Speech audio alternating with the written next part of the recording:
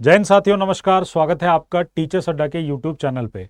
आपको याद होगा 15 अगस्त के आसपास मैंने एक वीडियो की थी जिसमें मैंने अपकमिंग वैकेंसीज़ के बारे में बताया था और मैंने कहा था कि 2025 टीचिंग एग्ज़ाम के लिए बहुत इंपॉर्टेंट है क्योंकि इसमें बहुत सारी वैकेंसीज़ आएंगी।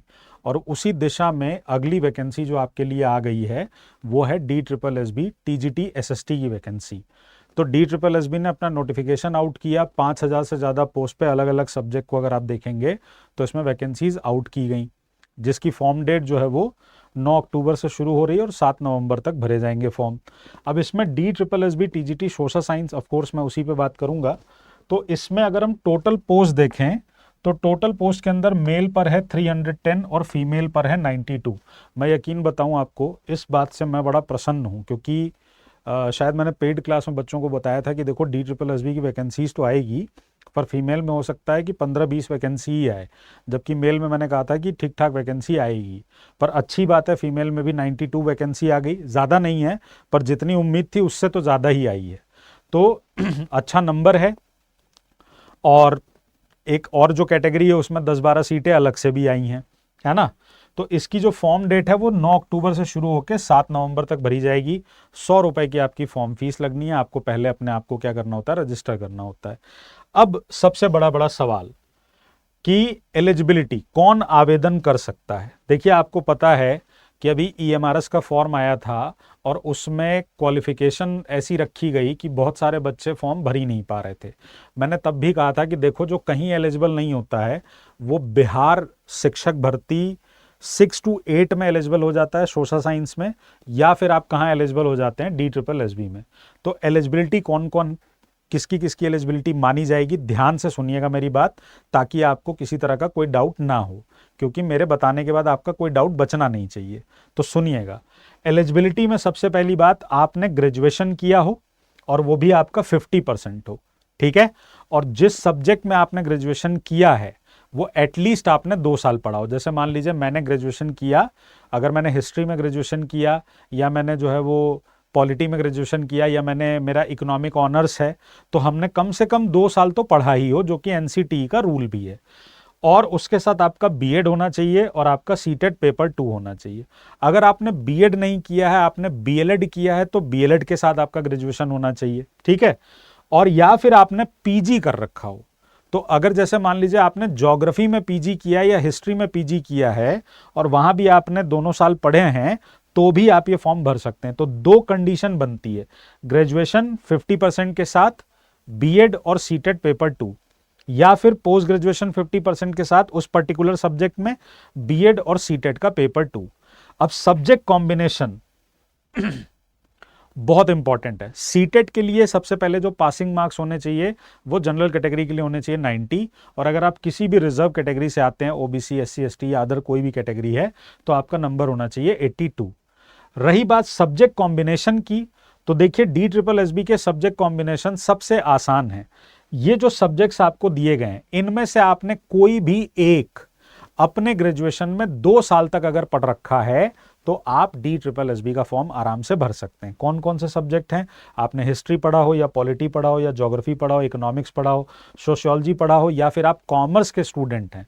कॉमर्स के स्टूडेंट के लिए एक बहुत अच्छी खबर होती है कि आप DSSB TGT SST में अप्लाई कर सकते हैं, क्योंकि कॉमर्स में आप इकोनॉमिक्स भी पढ़ते हैं, कॉमर्स में आप बिजनेस स्टडीज भी पढ़ते हैं। तो अगर इन दोनों में आपने कोई भी, कॉमर्स का स्टूडेंट आपने इनमें से कोई भी 2 साल पढ़ा हुआ है अपने ग्रेजुएशन में, तो आप ये फॉर्म आराम से भर सकते हैं। बस याद रखिएगा, आपका 50% नंबर होना चाहिए इन सब्जेक्ट्स के अंदर, और ओवरऑल भी आपका 50% होना चाहिए, या एटलीस्ट आपका इन सब्जेक्ट्स में तो होना ही चाहिए। कौन अप्लाई कर सकता है, पूरे हिंदुस्तान से कोई भी फॉर्म अप्लाई कर सकता है। यानी आप भारत के नागरिक हैं, किसी भी राज्य में हैं, आप दिल्ली में शिक्षक बन सकते हैं। आपका जो एज क्राइटेरिया है वो 30 ईयर्स होना चाहिए। अब यहां पर मैं थोड़ी सी आपसे बात करना चाहता हूं। देखिए, बहुत सारे लोग होंगे शायद जिनकी एज 30 नहीं होगी। हमने पहले भी ये लड़ाई लड़ी थी, हालांकि हमारे फेवर में बात नहीं आई थी, पर हम हार मानने वालों में से हैं नहीं, तो हम फिर भी आपके लिए ये लड़ाई लड़ना चाहते हैं, पिटीशन फिर से दाखिल करना चाहते हैं। तो आपको मेरे एक जो ये आप वीडियो देख रहे होंगे इसमें गूगल फॉर्म का लिंक मिल जाएगा। अगर आपकी एज 30 साल से ऊपर है और आप पिटीशन डालना चाहते हैं तो उसमें हम आपकी मदद कर सकते हैं, लेकिन आपको गूगल फॉर्म भरना पड़ेगा। एक लड़ाई हम लड़ सकते हैं, लेकिन वो तब हो पाएगी जब सब लोग उसमें साथ देंगे। तो आपकी एज जो होनी चाहिए वो 30 ईयर्स होनी चाहिए। ओबीसी या SC ST या किसी भी आप रिजर्व कैटेगरी से हैं तो वहां पर आपको 3 साल 5 साल एंड सो ऑन छूट मिल सकती है।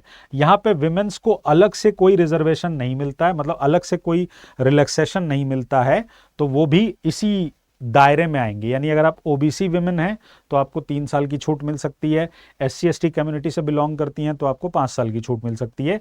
जैसे KVS में अलग से 10 साल की छूट है, वैसे यहाँ पे कोई अलग से रिलैक्सेशन नहीं है। ठीक है। नेगेटिव मार्किंग बिल्कुल होती है, 0.25 मार्क्स कटेंगे आपके हर गलत आंसर के लिए, और इंटरव्यू नहीं होता है इसके अंदर। ठीक, तो आप सब्जेक्ट की एलिजिबिलिटी और जो सब्जेक्ट का कॉम्बिनेशन है वो आप समझ जाइए। ठीक है। सब्जेक्ट के लिए history, polity, geography, economics, sociology, business studies और स्टैट्स में से यानी स्टैटिक्स में से आपने कोई भी एक विषय 2 साल पढ़ा है और आपके 50% नंबर हैं, प्लस आपने बीएड किया हुआ है, प्लस आपका सीटेट पेपर 2 क्वालिफाई है, आप DSSB में आराम से फॉर्म भर सकते हैं। अगर आप कॉमर्स स्टूडेंट हैं तो आप DSSB में आराम से फॉर्म भर सकते हैं, क्योंकि नॉर्मली कॉमर्स वाले बच्चे बिजनेस स्टडीज और इकोनॉमिक्स पढ़े होते हैं। ठीक। पेपर के पैटर्न की अगर बात करें तो पेपर का पैटर्न ऐसा है कि 2 पार्ट में आपका पेपर होता है। एक होता है आपका जनरल पेपर और दूसरा होता है आपका सब्जेक्ट का पेपर।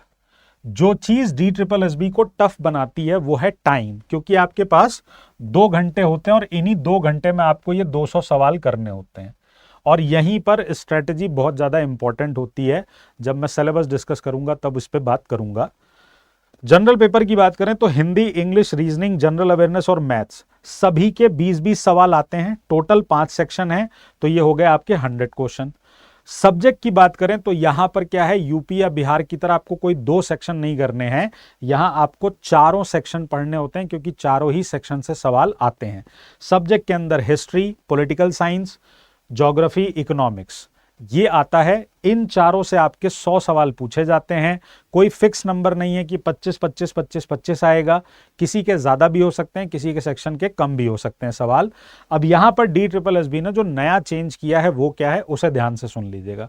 पहले आपको दोनों सेक्शन में 40% एटलीस्ट क्वालिफाई करना पड़ता था, पर अभी ये जो ये कहते हैं ना कि 40% का जो क्राइटेरिया है ये पहले पार्ट से हटा दिया गया है।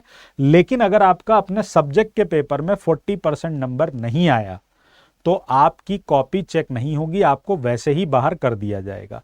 मसलन उदाहरण के लिए मान लीजिए मैं एक अभ्यर्थी हूं और मैंने जनरल पेपर के अंदर 80 नंबर स्कोर कर दिया आउट ऑफ 100, लेकिन मेरा SST के अंदर 30 सवाल ही सही हुआ, तो मैं चाहे पूरे नंबर जोड़ के मेरिट में आ भी रहा हूंगा तो भी मैं बाहर हो जाऊंगा, क्योंकि मैं ये 40% के क्वालिफाइंग मार्क्स को पार नहीं कर पा रहा हूं।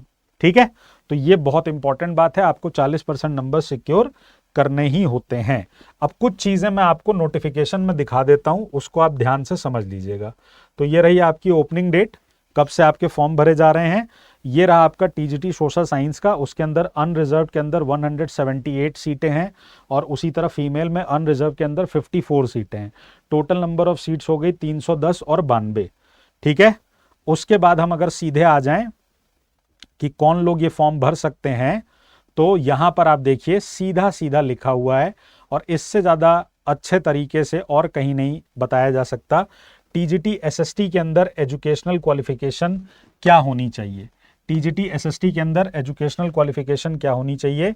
तो एजुकेशनल क्वालिफिकेशन की अगर मैं बात करूं तो जैसा कि मैंने कहा, आपके पास बैचलर डिग्री होनी चाहिए in the concern subject with at least 50% marks, यानी आपने 2 साल उसको पढ़ा हो और आपके 50% नंबर होने चाहिए, या आपके पास मास्टर डिग्री हो उस कंसर्न सब्जेक्ट में और आपके 50% मार्क्स हो, या फिर आपका 4 ईयर इंटीग्रेटेड प्रोग्राम या कोर्स या डिग्री आपके पास होनी चाहिए, जैसे BLED हो गया, BSc BEd हो गया, BA BEd हो गया, तो आप जो है इस फॉर्म को भर पाएंगे। दूसरा जो पॉइंट है वो क्या है, दूसरा पॉइंट क्या है, आपने BEd किया हो, आपने बीएड किया हो या फिर जो और चीज़ें हैं बीएलएड वीएलएड वो किया हो किसी रिकॉग्नाइज यूनिवर्सिटी से। और तीसरा पॉइंट है आपके पास सीटेट का पेपर 2 क्या होना चाहिए, क्वालिफाई होना चाहिए। ठीक है, यहां पर देख लीजिए लिखा हुआ है history, political science, geography, economics, sociology, business studies और स्टैटिस्टिक्स। इनमें से आपने कोई भी एटलीस्ट वन आपने 2 साल पढ़े हो तो आप ये फॉर्म भर सकते हैं, आप ये फॉर्म भर सकते हैं। ठीक है,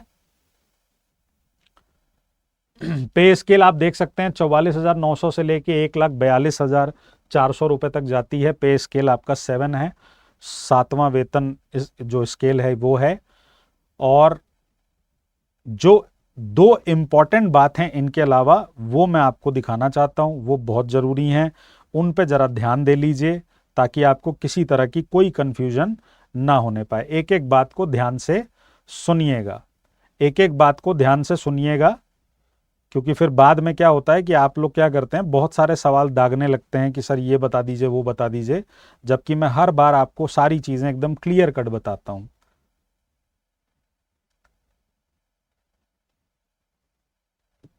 देखो, यहां से ध्यान देना, यहां से ध्यान देना, ये रहा eligibility criteria. Candidate must be a citizen of India, candidate must be eligible in terms of age, educational qualification, experience as per recruitment rule notified by the user department, है ना।